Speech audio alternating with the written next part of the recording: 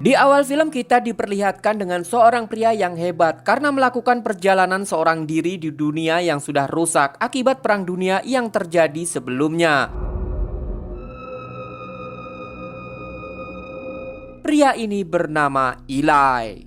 Diketahui sebagian besar umat manusia ternyata telah koid dan hanya menyisakan sebagian kecil saja. Namun yang berhasil bertahan hidup harus menjalani hidup dengan menderita. Sangat sulit untuk mendapatkan makanan dan juga air bersih di dunia yang sekarang. Seperti saat ini, untuk makan pun Eli harus bersusah payah memburu seekor kucing yang untungnya berhasil dia tangkap. Ketika malam hari, Eli mulai memanggang daging kucing tadi untuk makan malamnya. Beruntung, masalah makanan bisa teratasi sedikit dengan daging kucing tersebut. Namun, masalah air minum, Eli benar-benar kesulitan untuk mendapatkannya. Terlihat persediaan air di botol minumnya sudah sangat sedikit, tetapi Eli tetap bertahan. Sembari mendengarkan musik, dia pun mengasah parangnya.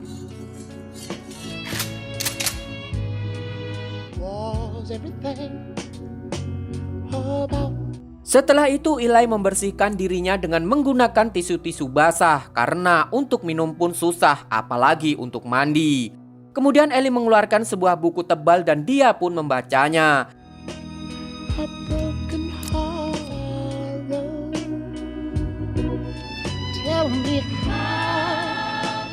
Keesokan paginya Eli pun terbangun dari tidurnya karena terbias sinar matahari. Di situ dia melihat pemutar musiknya yang sudah kehabisan daya. Lalu Eli kemudian berjalan sejauh mungkin untuk mencari sumber makanan dan air. Hingga di tengah perjalanannya dia bertemu dengan seorang wanita yang meminta tolong. Wanita tersebut memohon supaya Eli jangan menyakitinya. Dan wanita itu sepertinya sudah tidak berdaya. Kemudian wanita itu meminta Eli untuk membantu memperbaiki roda trolinya. Namun Eli merasakan ada hal yang janggal. Dan benar saja, segerombolan penjahat pun keluar dari persembunyiannya. Para penjahat tersebut menginginkan isi tas Eli yang mungkin saja di dalamnya ada stok makanan. Namun Eli yang aslinya sangat brutal tetap bersikeras tidak mau menyerahkan tasnya kepada para penjahat itu. Terlihat salah satu penjahat langsung membentak Eli dan mendorong sedikit tubuhnya. Merasa diremehkan, Eli pun mengatakan, "Jika kau menyentuhku lagi, maka kau tidak akan mendapatkan tanganmu kembali."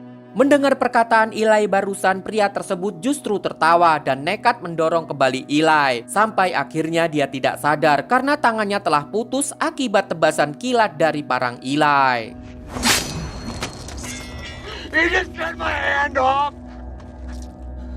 Pria itu pun shock dan langsung memerintahkan anak buahnya untuk menghabisi Eli.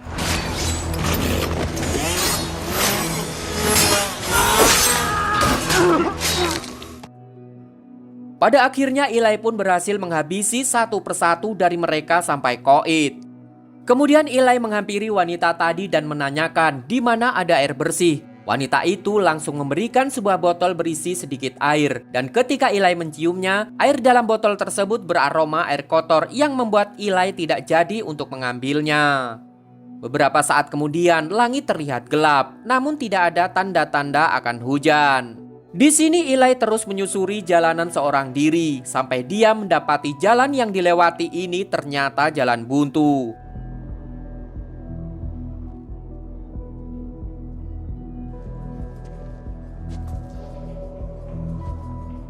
Dari atas jalan itu Eli melihat sepasang suami istri yang sedang berjalan. Namun tiba-tiba ada segerombolan geng motor menghampiri mereka berdua dan menghabisi keduanya tanpa belas kasihan. Kemudian para geng motor tersebut mengambil barang-barang milik sepasang suami istri yang malang itu. Eli hanya menyaksikan kejadian itu dari atas sambil mengatakan kepada dirinya sendiri bahwa itu bukanlah urusannya.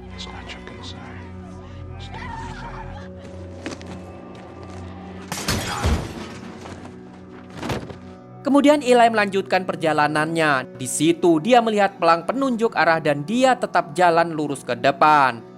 Beberapa saat kemudian sampailah dia di sebuah kota kecil yang cukup banyak penduduknya. Semua orang yang ada di situ terlihat memakai kacamata hitam karena takut buta akibat gerhana matahari. Begitupun juga Eli yang selalu memakainya.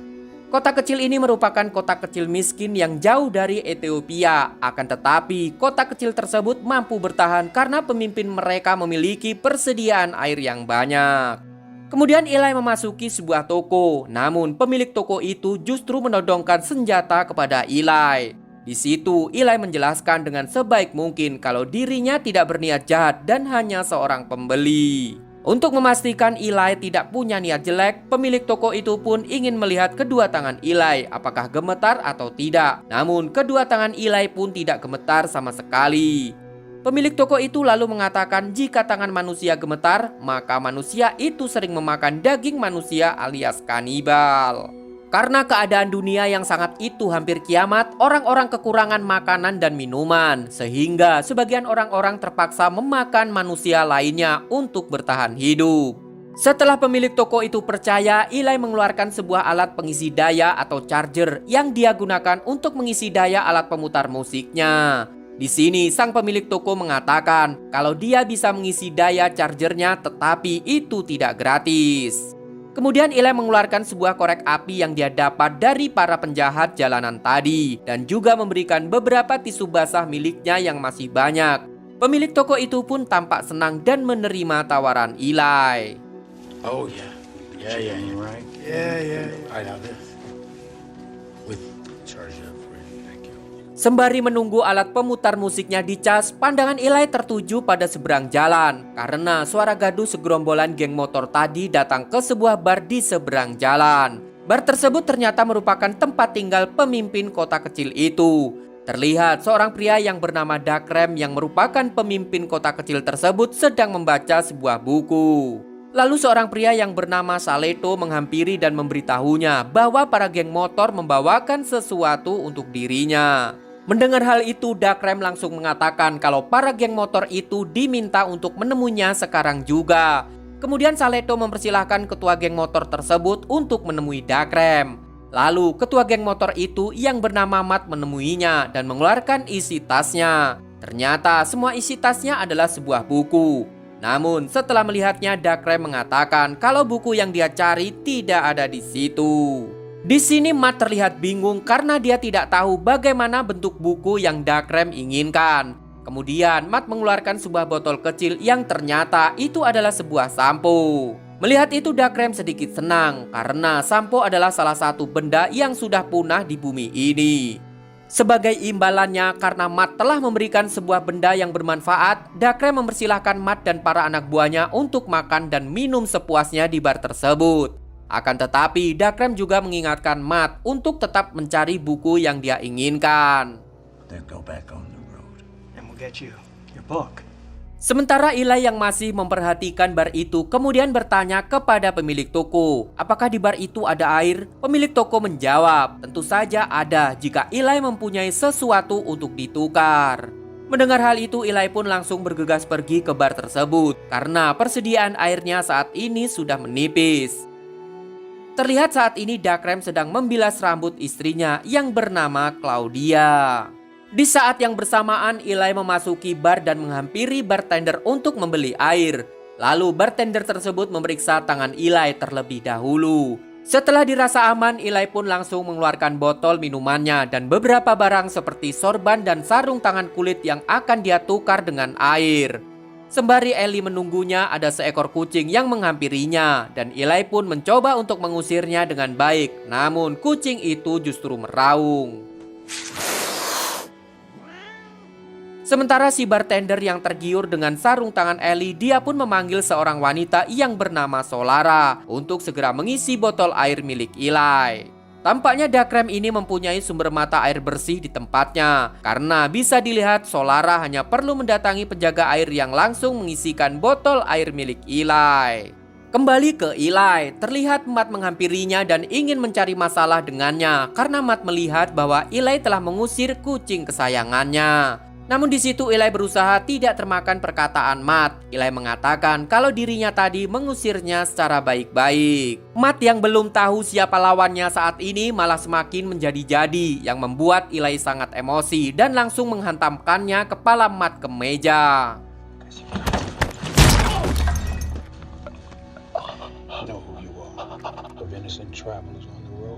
Ketika Eli akan meninggalkan bar karena dia tidak mau terlibat masalah lebih jauh, semua anggota geng motor Matt pun berdiri dan mencegah Eli pergi. Karena tidak punya pilihan lain, Eli pun segera mengeluarkan parangnya. Dan tanpa rasa takut, Eli menghabisi para geng motor itu satu persatu.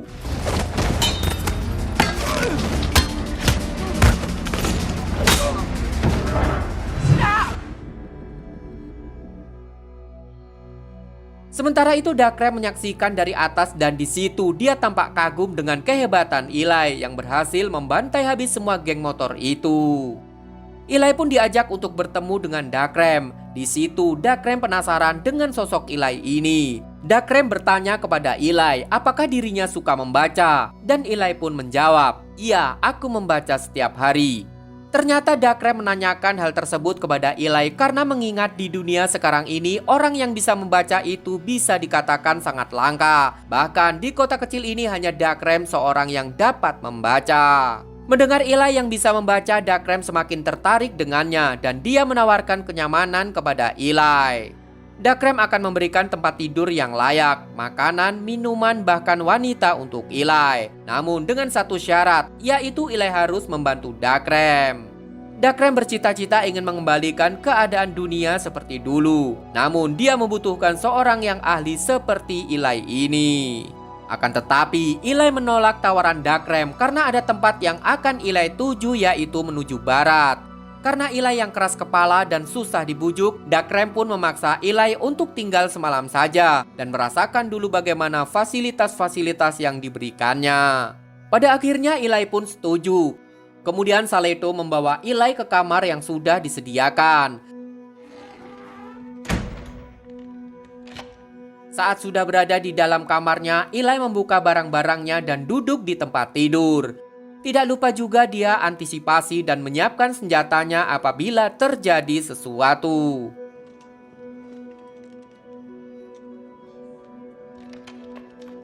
Tidak lama kemudian Claudia mendatangi Eli di kamarnya dengan membawa makanan untuknya. Claudia mengatakan kalau makanan ini adalah hidangan khusus dari tuan rumah. Di situ Eli menyadari kalau Claudia ini ternyata tunanetra. Eli pun bertanya kepada Claudia, "Sejak kapan engkau tidak bisa melihat?" Claudia menjawab kalau dia tidak bisa melihat sejak lahir. I think probably I'm lucky because I was already used to being. I like you, bro. It's so simple. Setelah itu Claudia kembali ke Dakrem dan dia mengatakan kalau Eli tidak akan berubah pikiran untuk pergi. Mendengar hal itu Dakrem berpikir untuk menugaskan Solara agar melayani Eli. Namun Claudia tidak setuju dengan hal tersebut dan memohon supaya Dakrem tidak menugaskan putri sematawayangnya untuk menjadi pemuas birahi orang asing. Beberapa saat kemudian ada yang mengetuk pintu kamar Eli. Eli yang terlihat sedang membaca buku segera menyimpan bukunya. Saat pintu dibuka, ternyata yang datang adalah Solara yang telah siap melayani Eli. Akan tetapi Eli yang tidak terpengaruh seketika membukakan pintu dan secara tidak langsung mengusir Solara dari dalam kamarnya. Namun Solara mengaku kalau dia tidak akan pergi karena jika sampai dia keluar dari kamar Eli, ibunya akan disakiti oleh Dakrem. Terungkap fakta, ternyata Dakrem adalah bukan ayah kandung Solara. Mereka pun berbincang-bincang, lalu Eli mengeluarkan bukunya karena akan dia balut dengan sebuah kain dan akan dia simpan. Solara yang melihat itu pun seketika ingin melihat buku yang dibaca oleh Eli dan memaksa agar Eli meminjamkannya. Bahkan Solara minta untuk diajari membaca, namun dengan tegas Eli menolaknya. Setelah perdebatan kecil tersebut, Eli mengajari Solara berdoa sebelum mereka makan. Dear Lord, we thank you for this meal, warm bed and a roof over our head. We thank you for the gift in hard times like these. Keesokan paginya terlihat Solara mendatangi ruangan Claudia dan Dakrem.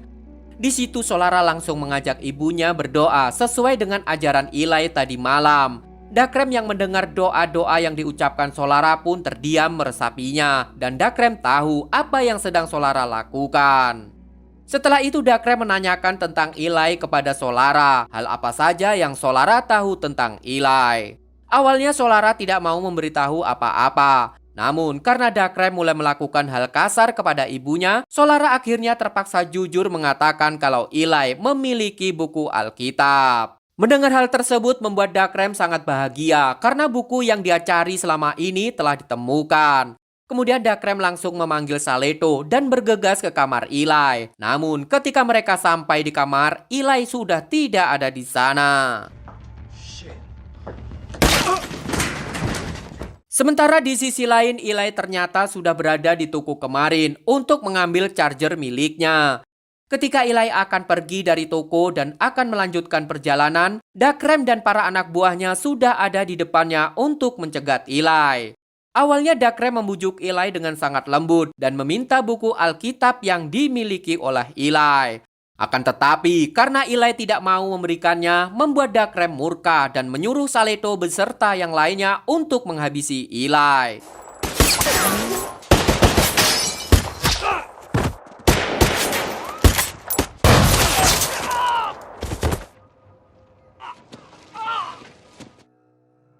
Setelah dirasa sudah aman, dia pun melanjutkan perjalanannya dan pergi meninggalkan kota itu. Sementara Saleto yang masih berdiri tegap seketika terdiam dan membiarkan Eli pergi. Diketahui alasan Dakrem menginginkan buku Alkitab itu karena pada saat dia kecil dulu dan sebelum Perang Dunia terjadi, dia mengatakan bahwa dia dibesarkan dengan ayat-ayat dari buku Alkitab itu. Sehingga dia mengetahui kekuatan dari buku tersebut. Namun setelah perang usai, semua persediaan buku Alkitab dimusnahkan. Karena orang-orang berpikir kalau buku itulah penyebab terjadinya peperangan di muka bumi. Dan bisa disimpulkan, mungkin hanya tersisa satu buku saja sekarang dan buku itu dimiliki oleh Eli. Sehingga saat Dakrem mengetahui buku itu ada di tangan Eli, maka dia akan berusaha keras untuk mendapatkannya. Kembali ke Eli yang terus melakukan perjalanan. Tanpa dia sadari ketika di tengah perjalanannya, Solara ternyata mengikutinya. Di situ Solara mengatakan kepada Eli bahwa dirinya ingin ikut bersamanya. Tentu saja Eli tidak mengizinkannya ikut. Namun Solara terus membujuknya dan mengatakan kalau dia mengetahui di mana Dakrem mendapatkan air bersih. Mendengar hal itu, seketika langkah Eli pun terhenti dan Eli mengikuti Solara pergi ke sumber mata air yang dimaksud. Before, we really better hurry. Sesampainya di sumber mata air, Solara mengatakan kalau sumber mata air ini ditemukan oleh Dakrem pada saat Dakrem masih kecil dan pernah tinggal di wilayah ini. Tanpa berlama-lama, Eli segera mengambil air secukupnya dan kemudian mereka pun segera bergegas pergi dari sana. Saat di pintu keluar, Eli mencoba untuk mengelabui Solara dengan mengatakan kalau kacamatanya tertinggal di dalam. Eli meminta Solara untuk masuk kembali mengambilkannya. Setelah Solara masuk, Eli justru mengunci pintunya dan pergi meninggalkan Solara. Besides, the road's no place for you. Fuck you! Di lain sisi terlihat Dakrem sedang merintih kesakitan akibat kakinya yang terluka parah ditembak oleh Eli. Sembari diobati, dia menyuruh Saleto agar menyiapkan tim untuk mencari Eli. Namun di situ Saleto tidak mengerti kenapa Dakrem sangat terobsesi dengan buku yang dimiliki Eli. Sampai-sampai membuat banyak rekannya yang koit. Mendengar pertanyaan dari Saleto, Dakrem pun menjadi sangat kesal dan mengatakan kalau dirinya jangan banyak tanya tentang kenapa dia ingin memiliki buku tersebut. Melihat Dakrem yang sangat marah, Saleto akhirnya mau membantunya dengan imbalan wanita yang dia inginkan, yaitu Solara. Ternyata diam-diam Saleto menyukai Solara dan ingin menikahinya. Mendengar hal tersebut, Dakrem pun menyetujui permintaan Saleto. We lost a lot of men. As you bargaining with me, then I want Solara. Setelah itu, tim pencari Eli mulai menjalankan misinya. Which way we headed?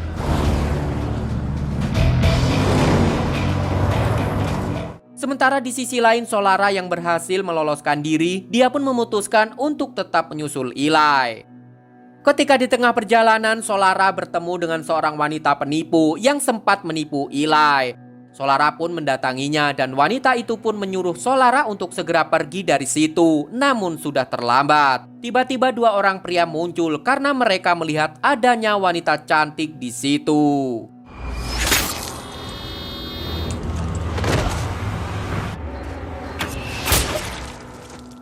Beberapa saat kemudian pasukan Dakrem terlihat telah tiba di tempat yang tadi Solara hendak diperkaos.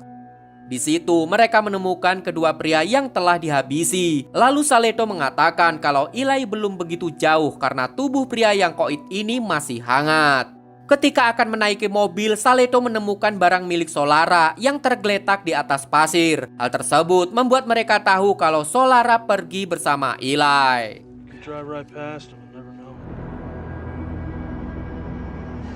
Malam harinya Eli dan Solara menepi untuk beristirahat. Solara yang melihat Eli sedang membaca, dia pun meminta Eli untuk membacakan buku itu untuknya. Dengan senang hati Eli membacakan ayat-ayat Alkitab tersebut untuknya. Di sini Solara pun sangat takjub dengan susunan kalimatnya yang menurutnya indah. Setelah itu Solara bertanya kenapa buku itu begitu spesial. Eli pun menjawab bahwa buku ini hanya ada satu di dunia saat ini karena peperangan yang dahsyat dahulu kala, sampai-sampai mengakibatkan sebuah lubang muncul di langit yang membuat terik matahari membakar semua yang ada di bumi. Semua makhluk hidup yang ada di bumi kala itu terbakar dan yang selamat hanyalah orang-orang yang berlindung di bawah bunker. Jadi itulah penyebab kondisi bumi menjadi seperti ini. Mendengar cerita dari Eli, Solara mengatakan kalau dia tidak tahu karena dia lahir saat bumi sudah rusak seperti ini. Di sini Eli kembali menjelaskan kalau pada waktu itu setelah setahun berlalu, Eli keluar dari persembunyiannya dan menemukan buku Alkitab tersebut. Eli merasa bahwa dirinya punya tanggung jawab untuk menghantarkan buku itu ke tempat yang seharusnya, yaitu di barat.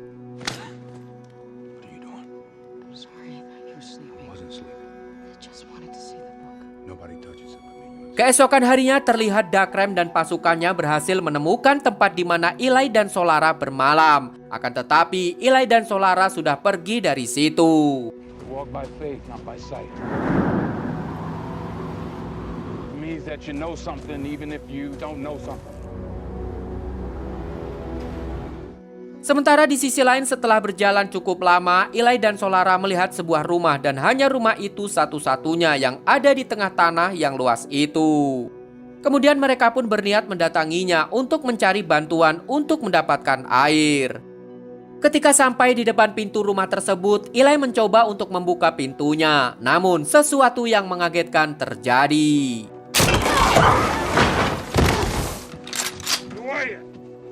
Tidak lama kemudian penghuni rumah itu keluar, yaitu sepasang parubaya yang bernama Oleo dan Martha. Awalnya sepasang parubaya itu mengira kalau Eli dan Solara adalah orang yang berniat jahat. Namun Eli tampaknya berhasil meyakinkannya kalau mereka adalah orang yang baik-baik. Setelah itu Martha menyajikan teh untuk mereka berdua. Ketika mereka melihat Martha memegang cangkir tehnya, tangannya gemetar dan hal itu membuat Eli serta Solara curiga. Namun untuk menghargai kebaikan Martha, Eli dan Solara meminum teh yang diberikannya. Setelah berbincang-bincang sedikit, Oleo dan Martha mengajak mereka berdua ke halaman belakang yang terlihat ada beberapa kuburan. Oleo mengatakan bahwa itu adalah kuburan para penjahat yang datang ke rumah mereka dan mencoba menyakiti mereka.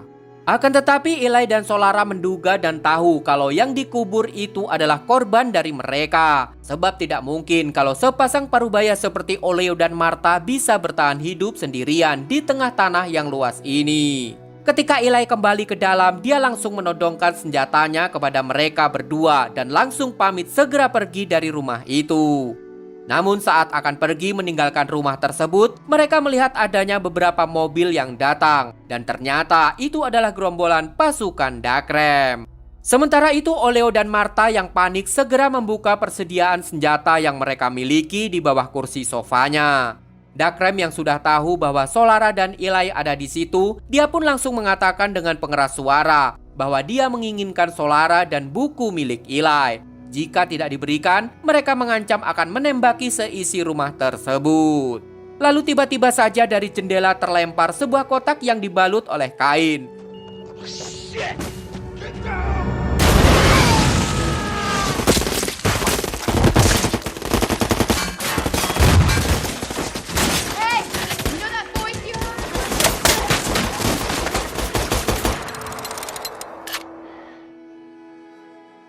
Pada akhirnya mereka berdua berhasil terkepung oleh pasukan Dakrem.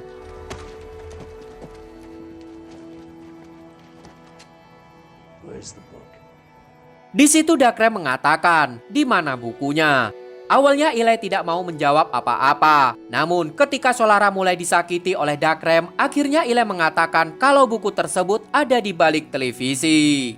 Kemudian Saleto segera memeriksanya dan mengambilnya. Dan kini akhirnya buku itu ada di tangan Dakrem.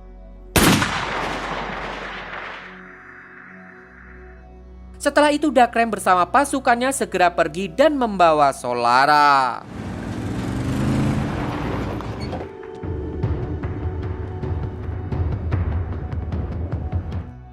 Beberapa saat kemudian ketika dalam perjalanan, Saleto yang sedang memandangi parang milik Eli tiba-tiba saja terkejut karena Solara melakukan hal yang tak terduga. Dengan menggunakan tali panah milik Eli, Solara segera mencekik leher si supir sehingga mobil yang dikendarai mereka terguling. Go back!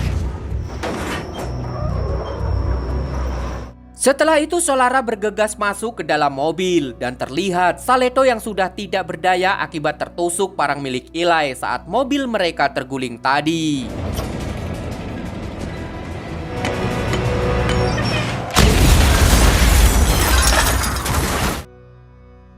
Beruntungnya karena sisa bahan bakar mobil yang dinaiki Dakrem menipis, dia pun memutuskan untuk tidak mengejar Solara.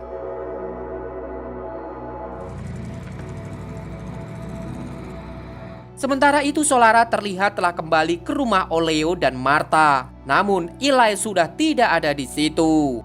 Tidak menyerah, Solara pun segera pergi ke arah barat dan berharap Eli sedang dalam perjalanan. Dan benar saja, Eli ternyata belum jauh dari sana. Kemudian Solara pun turun dari mobilnya untuk menolong Eli yang sudah hampir kehabisan tenaga. Saat dalam perjalanan, Solara meminta maaf kepada Eli karena akibat dirinya, Eli harus kehilangan buku Alkitab berharganya. Namun Eli mengatakan kalau itu bukanlah kesalahan Solara dan saat ini Eli menganggap Solara adalah sahabat baiknya.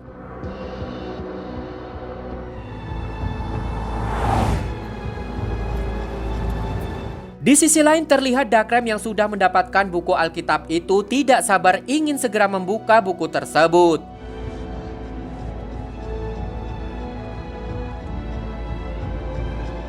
Setibanya di rumah Dakrem pun segera meminta seorang ahli untuk membuka buku tersebut.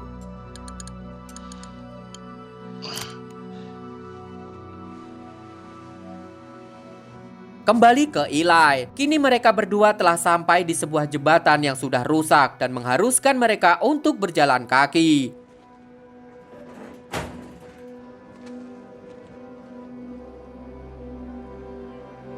Kemudian mereka berdua telah sampai di tepi pantai.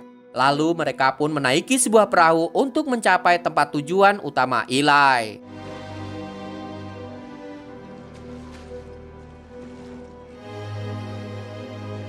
Sesampainya di tempat itu terlihat para penjaga mencegatnya. Eli lalu memperkenalkan dirinya dan mengatakan kalau dirinya memiliki buku Alkitab yang hanya tersisa satu di dunia ini. Beberapa saat kemudian Eli dan Solara disambut dengan baik oleh seorang pria paruh baya. Dan mereka diajak ke sebuah tempat yang ternyata adalah sebuah museum dan percetakan buku yang telah hilang. We're going to teach people about the world they lost, missing only a few volumes and still very pristine condition. Tujuan Eli datang ke tempat itu ternyata agar buku Alkitab yang selama ini dia pelajari bisa diperbanyak dan disebarkan ke seluruh dunia. Namun bagaimana bisa? Karena buku Alkitab tersebut sudah diambil oleh Dakrem. Kembali lagi ke Dakrem yang terlihat sangat senang karena buku itu telah berhasil dibuka. Dengan perasaan bahagia, Dakrem segera membuka buku itu. Dan betapa terkejutnya dia ketika melihat buku itu ditulis dengan huruf timbul yang hanya bisa dibaca oleh seorang tunanetra saja. Kemudian Dakrem pun memanggil Claudia untuk segera membacakan buku itu.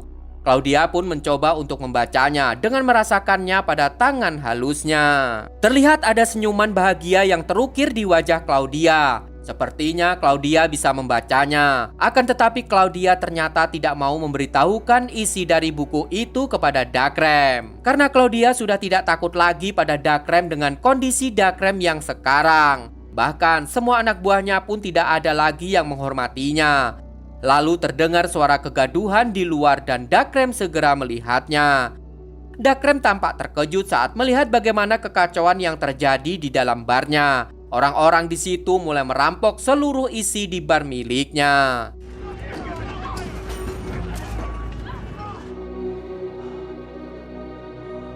Kembali pada Eli, terungkap fakta, ternyata Eli merupakan seorang tunanetra. Mengetahui hal tersebut, Solara pun tidak menyangka bahwa seseorang yang tidak dapat melihat tapi begitu hebat dalam melawan musuh-musuhnya. Selain itu, meskipun Eli kehilangan buku Alkitabnya, tapi itu bukanlah masalah baginya. Karena selama 30 tahun lamanya, setiap hari Eli selalu membaca buku tersebut dan membuat dirinya mampu menghafal dengan baik seluruh ayat-ayat dari Alkitabnya itu. Eli pun meminta pria parubaya itu untuk segera menulis sama persis apa yang dikatakan Eli. Hari demi hari, Eli terus mengabdikan dirinya untuk mendikte isi dari bukunya. Thank you for giving me the strength. Hingga akhirnya pria parubaya itu berhasil mencetaknya dan menjadikannya buku yang utuh kembali.